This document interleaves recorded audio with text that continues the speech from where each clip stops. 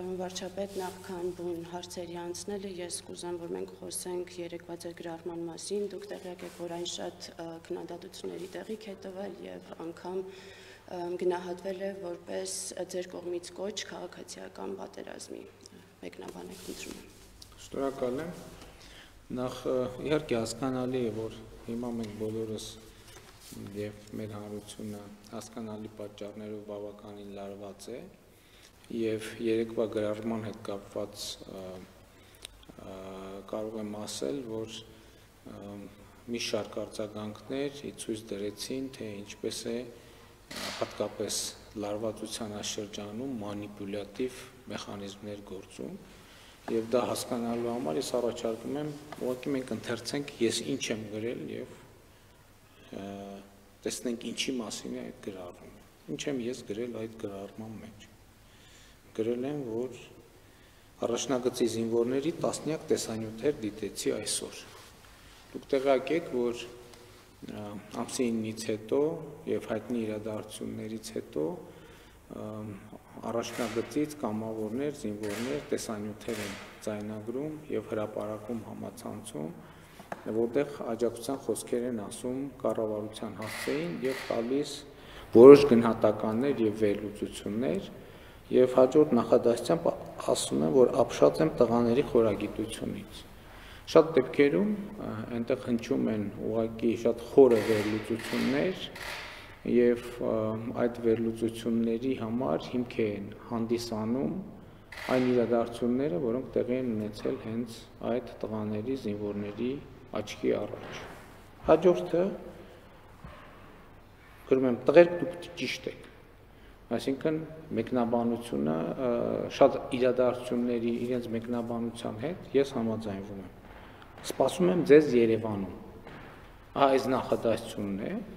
որ շատերին հիմք է տվել ասելու, թե այստեղ քաղաքացիական պատերազմի եւ բախումների կոչ կա։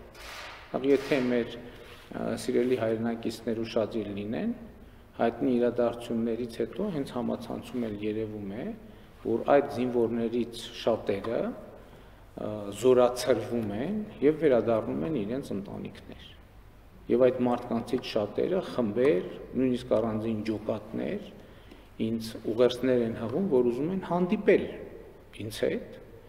եւ ես հարկ եմ համարել այսպես հրապարակային արձագանքել, որ ես այդ իրենց հետ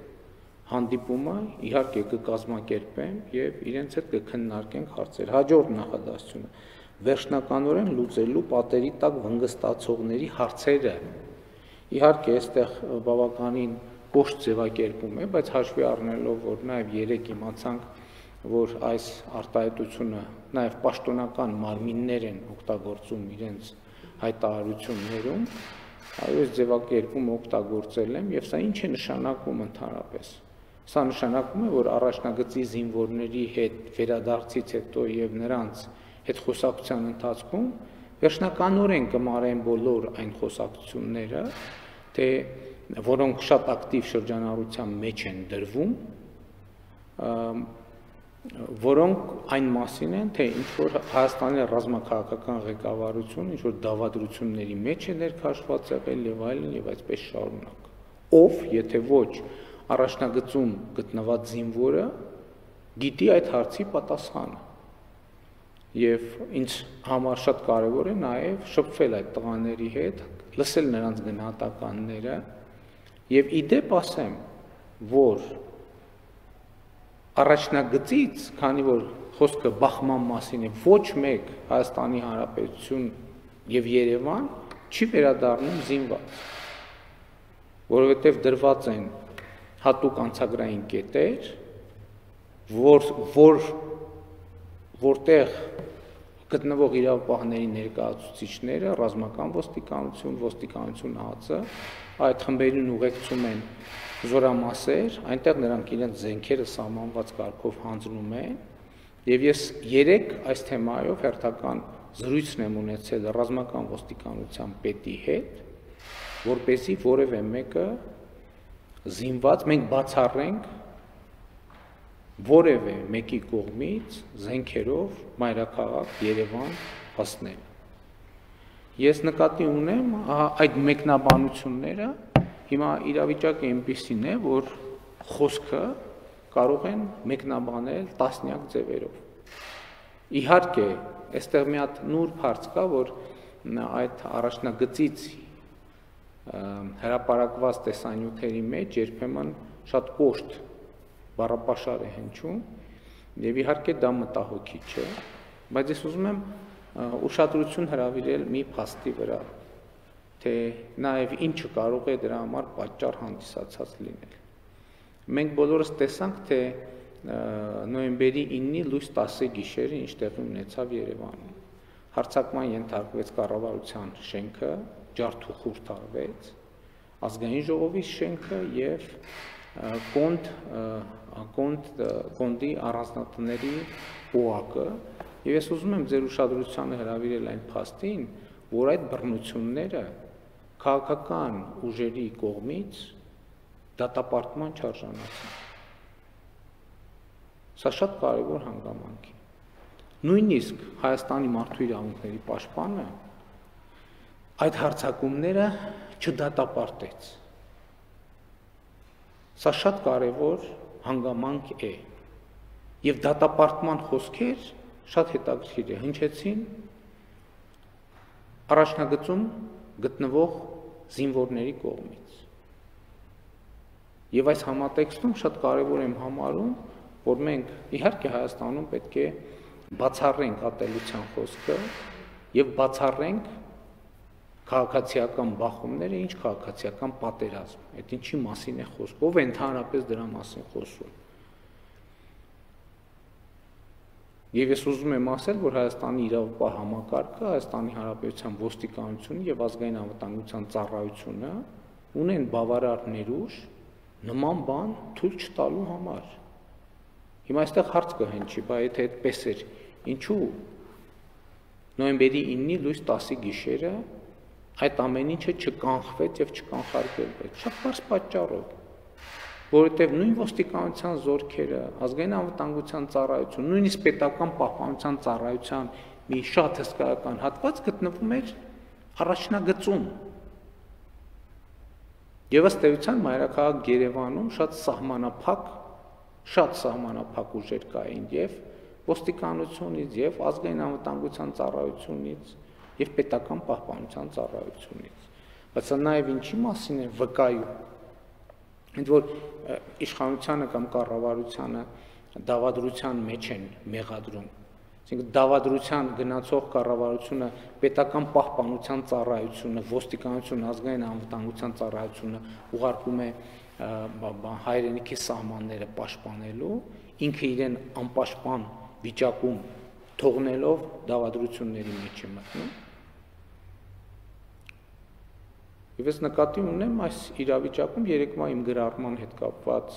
շահարկումները համարում եմ անտեղի, բացարձակապես անտեղի, եւ ես համարում եմ, որ առաջնագծից վերադարձող զորացրվող այդ զինվորները իրենք նույնպես կարծիք ունենալու իրավունք ունեն, ես չեմ համարում, որ եթե նրանք ուզում են ինձ հետ հանդիպել դահլիճային պայմաններում, ենթադրում եմ, եւ ես համաձայն եմ նրանց հետ հանդիպել, դրա մեջ դատապարտելի որևէ բան կա։ Եվ նրանք են, չէ՞, ճշմարտության կրողը իրադարձությունների մասին։ Եթե պարզվի, որ դավադրություն է եղել, կամ կա դավադրություն, թող բացահայտվի, բոլոր մեղավորները պատժվեն։ Բայց կներեք Երևանից կամ դժվար է գնահատական տալ կամ հեշտ չի գնահատական տալ նրանց համար, ովքեր ամբողջական ինֆորմացիայի չեն տիրապետում։ Այդ տղաներին պետք է լսել։ Ես օրինակ մտադիր եմ լսել, ինչ որ դատապարտելի բան կա, գուցե ինչ որ այն որ ռազմաքաղաքական դավադրություն չկա, ես դրանում համոզված եմ, բայց ինձ պետք է լսել նաև այդ տղաներին, որովհետև այնտեղ ինչ որ դրվագների մասին են խոսում, բարձրաբան ենք հասկանանք։ Ինչ է տեղի ունեցել, ինչու է տեղի ունեցել եւ արդյոք կան մեղավորներ, որոնք պետք է պատժվեն։